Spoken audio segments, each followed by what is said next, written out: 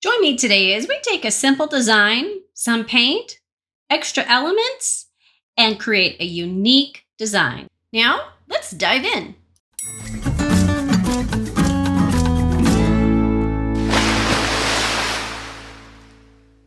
Welcome, SeaRoxxers. We're going to take this very simple design or sketch and turn it into some graphic art. But don't worry, you didn't miss anything. All that painting on there was just a practice board, so to speak. And I was curious what that design would look like on top of it. So that's how it starts out, but that's not how it ends up. This is an 8x8 board, and I just took my design and traced it right onto it. And now I'm going to take this yummy purple grape colored paint and fill in that design. And what's so fun about this is that you can take any simple design and use the elements I'm showing today and create your own graphic art.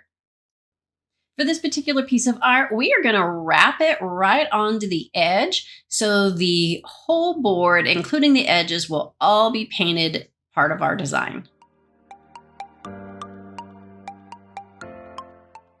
Once this section is painted and dried, I will definitely go over it with a second coat.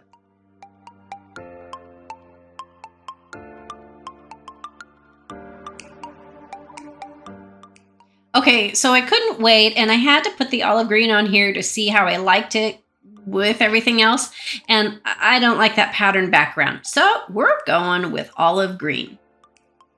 So this is where it turned into more graphic art. So the whole background is going to be olive green with our purple features.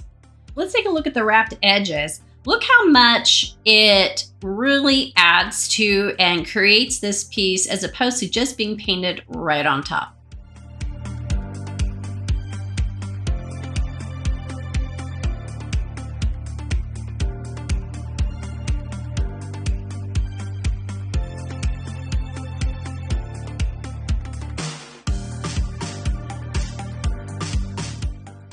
So our next step, as if we were in Procreate, we're gonna take our same design, duplicate it, and move it over just a little bit. Now we're going to outline that out and paint it a nice harmonious color to our purple. All I'm gonna do to create that color is take my original grapey purple and mix it with the last color, which is a lavender that I'll be adding here. So that middle color will be a combination of the first and the last. So here's a fun fact. In my previous life, I was an educator, and this is the only time where coloring between the lines is truly necessary, because I am not a fan, nor did I ever make my students color between the lines. If you're enjoying today's video so far, make sure and give that like button a big splash, along with clicking the bell. That way you never miss anything.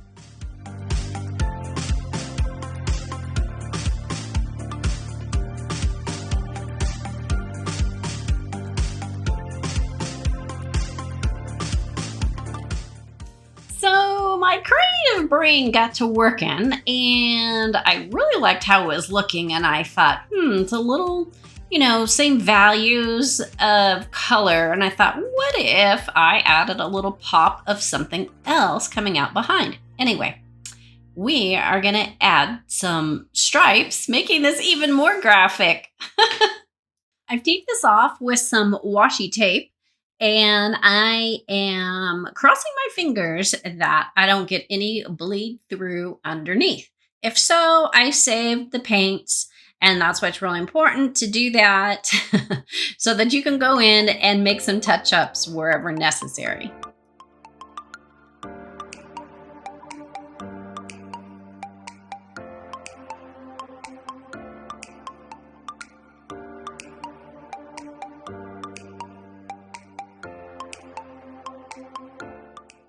In that moment when you reveal something and you can't believe how perfect it turned out, oh my gosh, that's this moment right here. Oh, it turned out perfect. Spoiler alert, the other side is perfect too.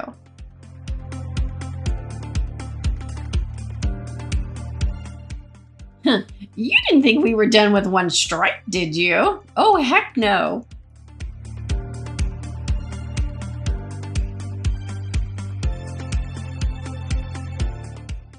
Make sure that all your paint is completely dry before you put tape on it, because otherwise you will undo your paint. It will lift it off.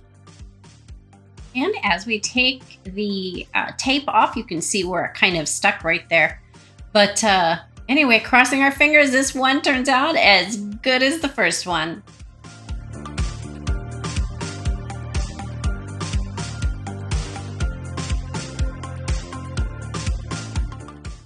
And it did. We got a couple little blips, but no biggies because those are easy fixes. Now, on to stripe 3. I invite you to subscribe to the channel if you haven't already. Click that bell so you're notified of all the unique art you find on this channel.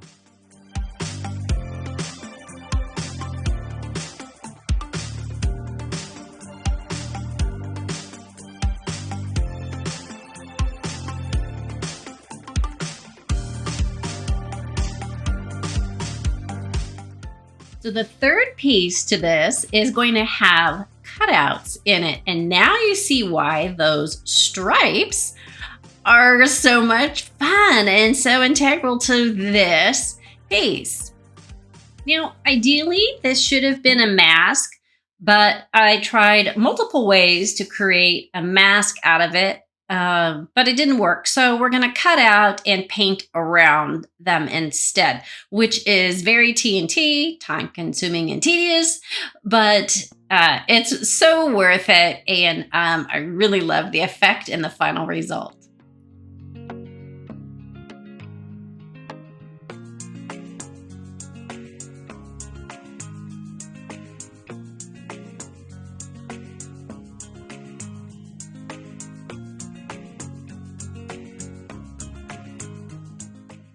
Let me show you one of many helpful hints to get a clean edge. Take your tape and overlap it just a teensy bit onto the other color. That way you're not trying to, match up your edges. It gives you a clean edge right over the other. And nope, we're not done yet. We're gonna create another stripe. This one is going to start weaving now. And this is, along with our harmonious color palette, is the opposite color, the complementary color to purple. Now, my one mistake here is that I mistakenly used a fluid acrylic instead of a regular body or even heavy body paint, and I actually went in with a heavy body and fixed it and then put this other color, the cadmium yellow, over the top. Point being, the fluid acrylic was much too thin and transparent, and that was my boo-boo.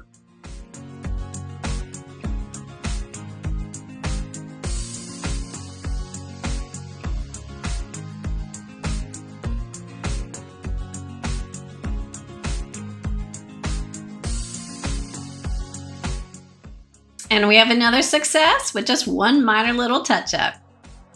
Well, the camera and the lights didn't like this lavender too well, so it's kind of hard to see. But now we're going to wrap this lavender sea kelp graphic, and we are going to avoid those spots, I don't know, holes, I guess you would call them. Anyway, to create a peekaboo behind. We are also going to be strategic in how and where we place the lavender on top of that yellow stripe, so that gives the effect of it weaving in and out.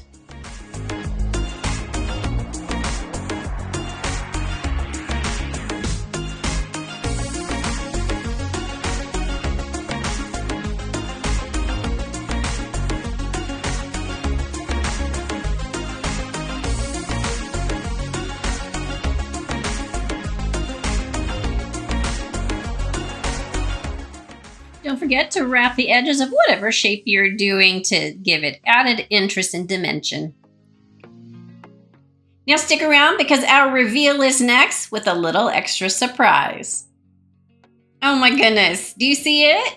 Do you see that extra surprise there? Oh, that splash of gold peeking out from behind the kelp. Hey, thanks for joining me today. I hope you enjoyed yourself and perhaps you're inspired to take a simple design and give it some extra pizzazz. I invite you to join the SeaRoxx family. Like, subscribe, and share with all your salty and unsalted friends. You can find me on my other social media platforms or on YouTube where I'm most active. You can always visit my website or my Etsy shop. Thanks for watching, and until next time, go beach or go home.